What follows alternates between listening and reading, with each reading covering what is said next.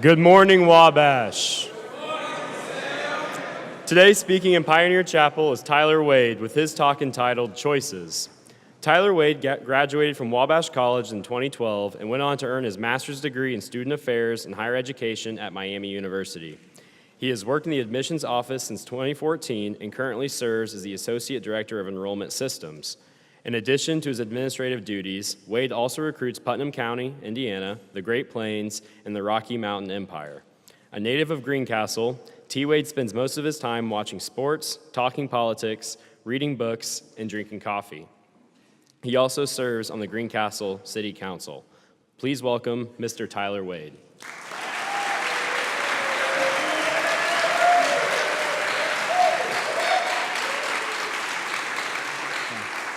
Shiv does a great job on the organ. If we could rise and exchange the sign of peace, that would be great. Good morning, Wabash. It's been almost 2 years since my last chapel talk, 1,367. Had to live in the moment, laugh often, have lunch with interesting people, and answer the phone when your friends call. Those 4 simple rules for maximizing your time at Wabash struck a chord with people. I had several students take me up on my offer to buy lunch and chat. Zach Patton and Hank Horner told me that my talk inspired them to rekindle their relationship. Still others told me how much they appreciated my openness and honesty about my struggles with depression. I think my talk was popular because it resonated with the Wabash community. What we needed in January 2017 were both a reminder to maximize our time at Wabash and to continue a dialogue about mental health and wellness. The continuing dialogue has resulted in important steps that we, as a college, have taken to address mental health. We established a student-driven mental health concerns committee, which has raised awareness, brought speakers to campus, and fostered important discussions.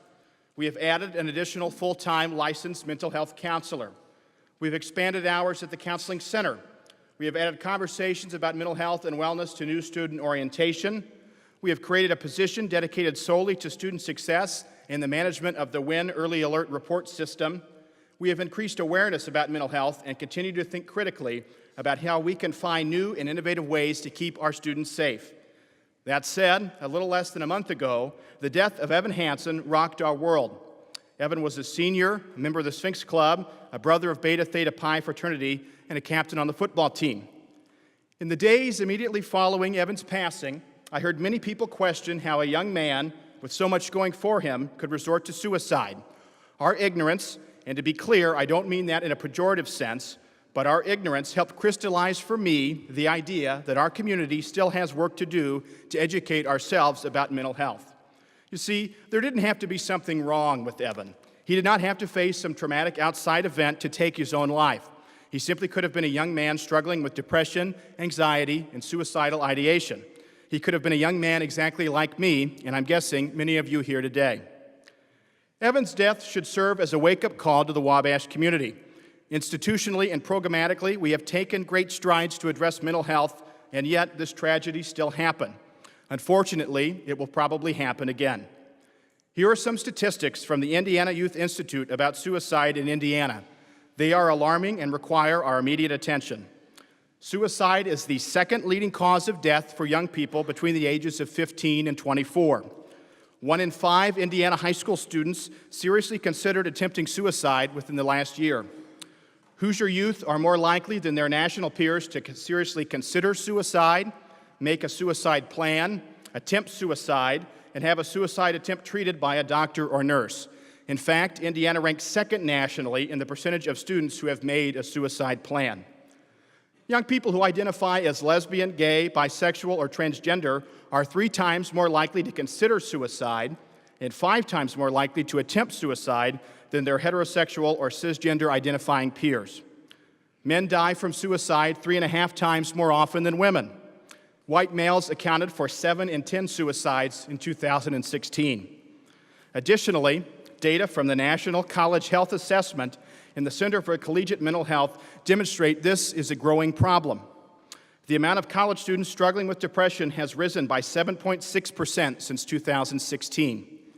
1 in 4 students report that anxiety and depression have resulted in them earning a lower grade on an exam, project, or course. 2 in 5 students report feeling hopeless at some point within the last year. 75% of young men report feeling overwhelmed by the amount of work they have to do. More than half of college-aged men report feeling lonely and sad.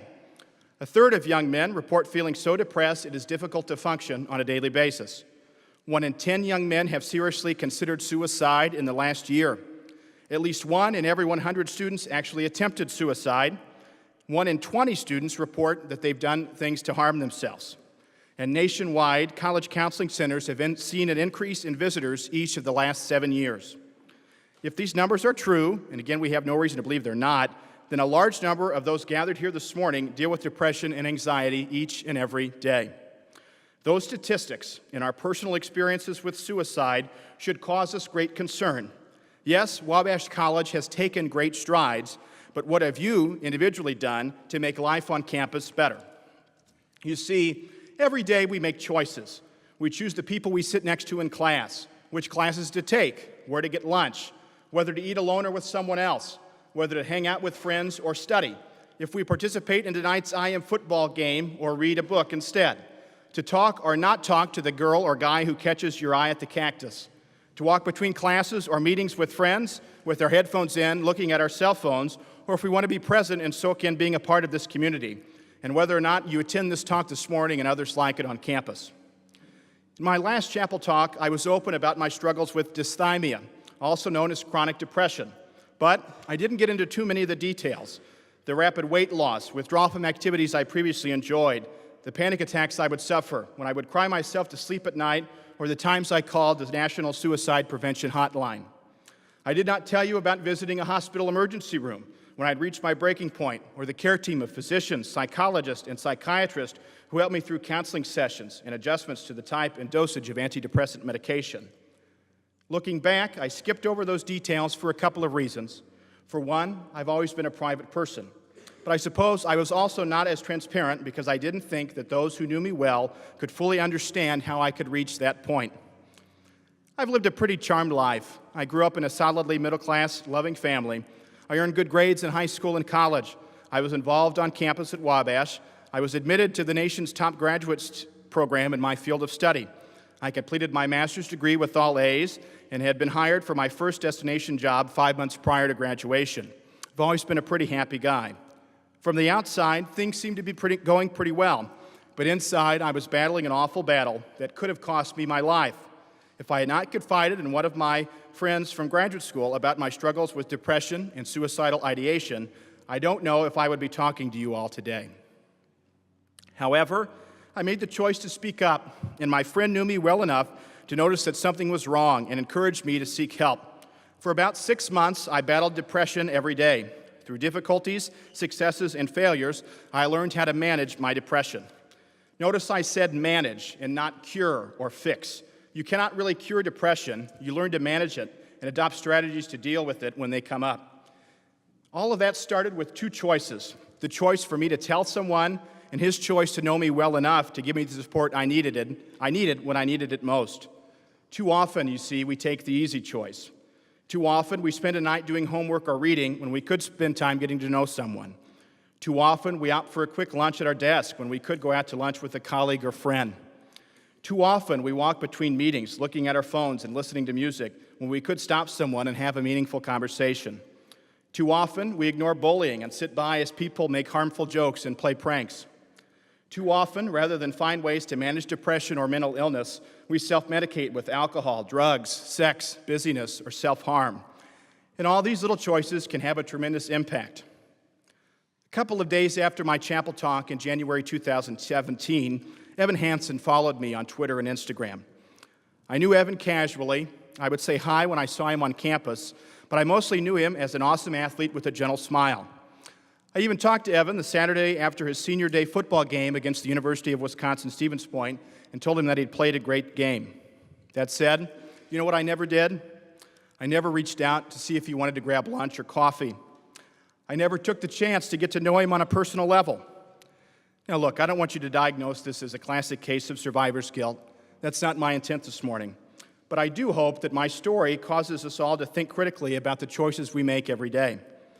So Wabash, how can we help identify when someone we care is struggling with mental illness? What are the signs that should cause us to encourage our friends and coworkers to seek professional help? How do you know if you yourself should seek help? In the spring and summer 2017 edition of the Wabash magazine, Tim Paget, Wabash class of 1984, wrote a beautiful piece called Breaking Out of the Cage about his struggles with chronic depression.